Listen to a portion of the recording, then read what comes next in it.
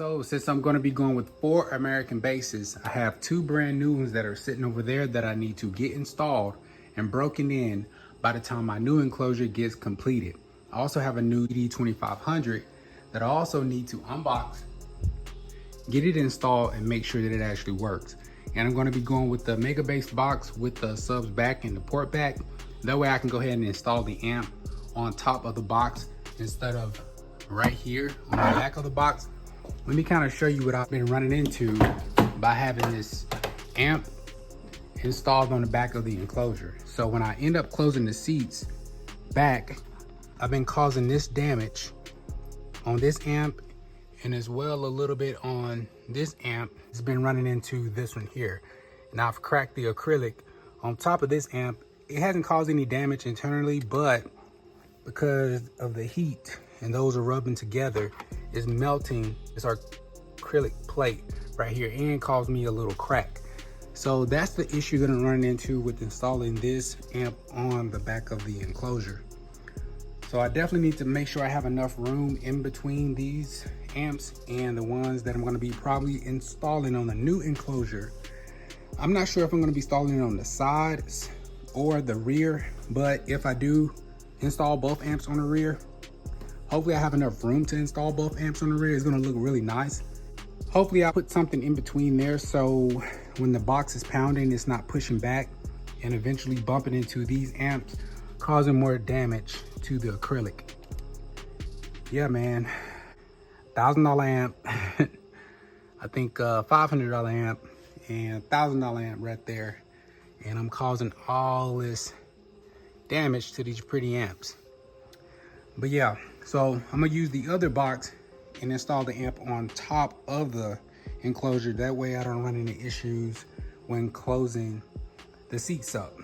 And I'm gonna figure out somewhere I can put this battery as well so I can utilize both of my back seats. So let's get that done.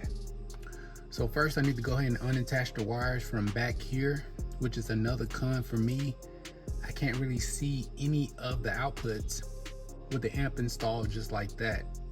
You know, if it's on top of the box, I can get to the gains and low pass filter and the RCAs, pretty much the power and ground hex screws from on top easily, versus it being oriented this way. I have to go underneath and you can't see it. So I'm gonna just go ahead and unattach the bass knob telephone wire first. Then I'll unattach the RCAs.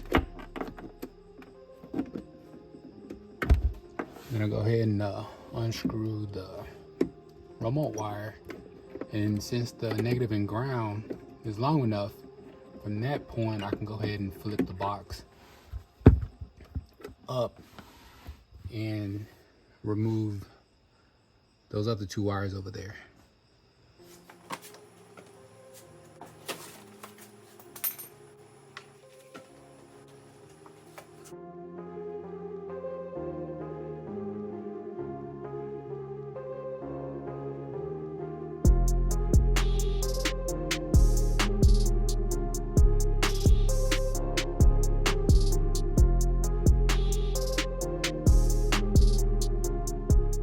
Now I can just go ahead and remove this as one unit and get it out the way and install the other subs in the other box and put the other amp on top of the other box. And should be pretty smooth. I just need to set the gain for this amp to give me pretty much the output that I have these at, and just pretty much play them at a lower volume until I get them all nice and broken in just like these.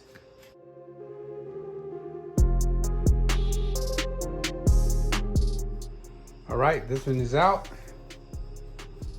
Time to get the others unboxed, everything unboxed and installed. Getting very good output from these, and I love it, which is why I decided to go with 4.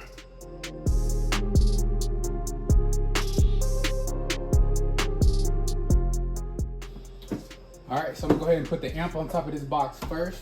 I already have some screws on top from the last one, and so I just put it in the same spot.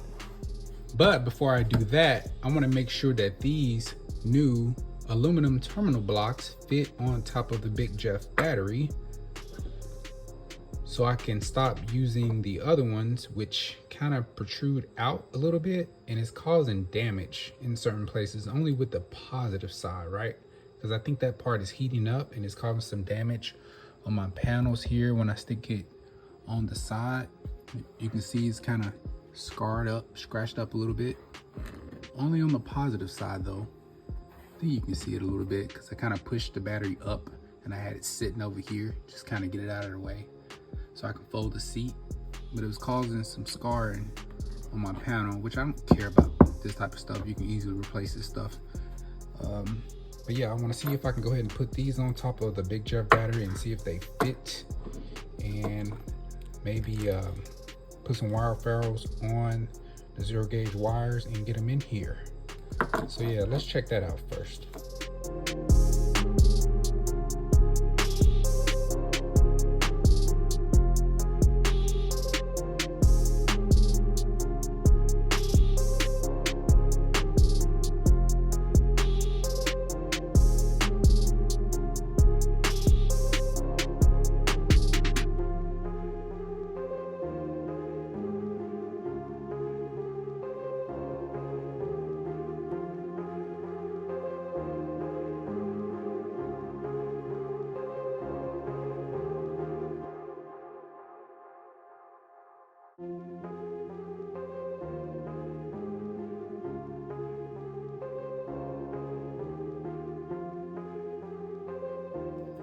So they did fit on there like a glove.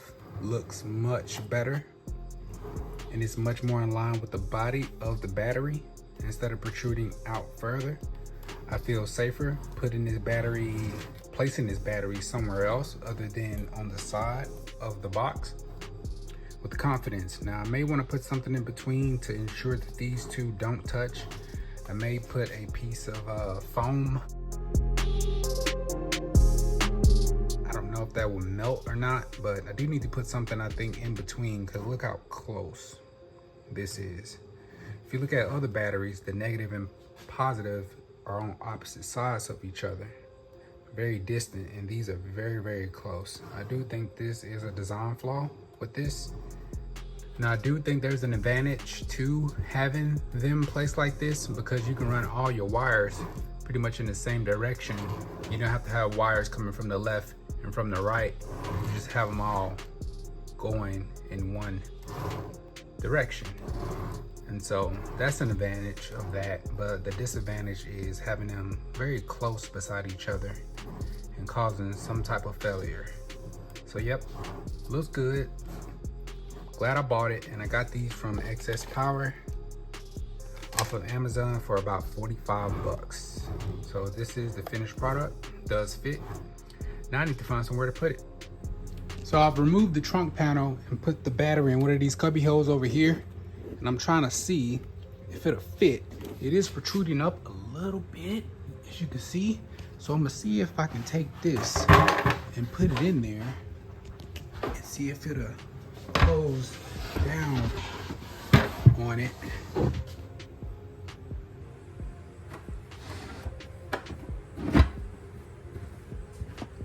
Well, yeah, it looked like it closes on it. So that's perfect. Now I just need to figure out how to run the wires, get the wires ran from over there onto the battery. And that is great. That is great. And I also went ahead and put the wire ferrules on the wires too. So we got that part out of the way. Negative, and got my two positives done. So boom. So I ended up moving my battery from this cubby hole and moving it back. I end up cutting a hole here. I ran my two negatives and I got my two positives going all through this hole, and it seemed like it's going to work out. I'm gonna put the trunk floor back on here and it should close down on there properly, and we are golden.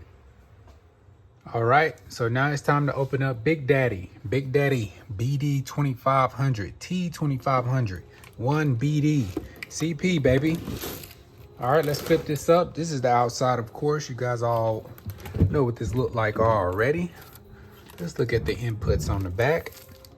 We have our speaker terminals, 8 gauge, up to 8 gauge, probably even 6, probably. We got the remote punch EQ. If I was to put my remote wire, my bass knob in here, it will disable this function here. BD sync in case I wanted to strap 2 amps and get 5,000 watts. Inputs for the RCAs, left and right. Got my subsonic. I'm going to keep that off. Gain, frequency, or low pass filter, I'm going to keep that. I'm going to put that at 250. I didn't really notice a difference between 65 and 250. Master and slave, in case you do strap these. One is going to be master and the rest of them are going to be slave. And I think you can strap up to 100 amps. Phase, I'm going to keep that off, but I'm wondering if I'm going to have to adjust that with 4 subs in the same enclosure. I'm not sure. And I'm going to be connecting them through this pass through here. So that's the reason why I don't need to strap them. I'm going to be using 2 individual amps and I'm just going to gain match them once I get everything in. Remote, very thick remote input there. 0 gauge for my ground and positive. So pretty simple, and that's why I like Rockford. I am brand loyal when it comes to Rockford amps. Not subwoofers, but they're amps. And once you hear one, you won't be able to unhear it. You would throw your turn amps away. All right, now that I have the plastic off the amp, let's take a look at it from the top. All right, on the left, you're gonna have your power, thermal, and protect light. 3 LEDs, one is gonna be blue, yellow, and red. And around the perimeter of the amp, you have your cast aluminum heat sink to dissipate heat. Here in the center top, you're gonna have your power logo, T2500, 1 BD. And here you have 2 VU meters. One is gonna display power output and one is gonna display your battery voltage between 9 and 16 volts DC. Here you have a little VU meter that sways left and right. I know you guys have seen the colors. I think the colors are definitely blue, yellow, and red.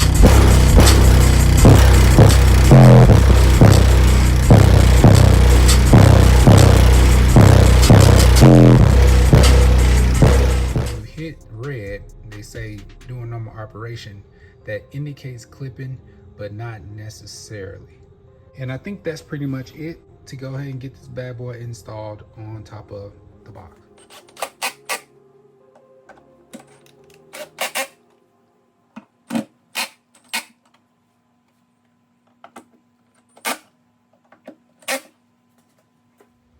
All right, I got both of my American bases unboxed. Very beautiful subs. Go ahead and take a look.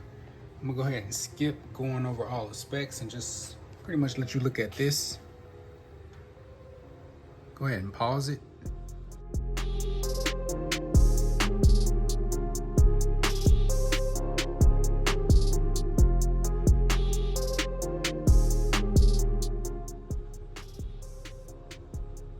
All right, that's everything you need to know about the woofer. I'm gonna go ahead and get them installed and get them broken in. All right, everything is back installed. I got my 2 American bases, brand new, in this mega bass enclosure, prefab, tuned to 33 Hertz. I got my new BD-2500 sitting on top of the box. I just need to set the gains. At this point, this is how everything looking. Yeah, it's not the prettiest. Of course, I'm not done.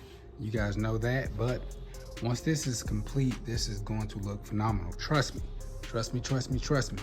So right now at this point, I just need to turn the vehicle on and make sure the amp turns on, and then set gains and see how everything sounds.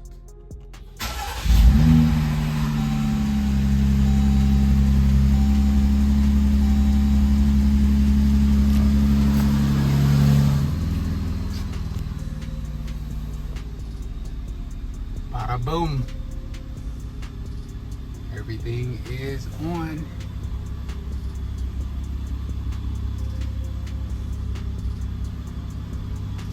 All right, and And that's it for this one. Thanks for tuning in.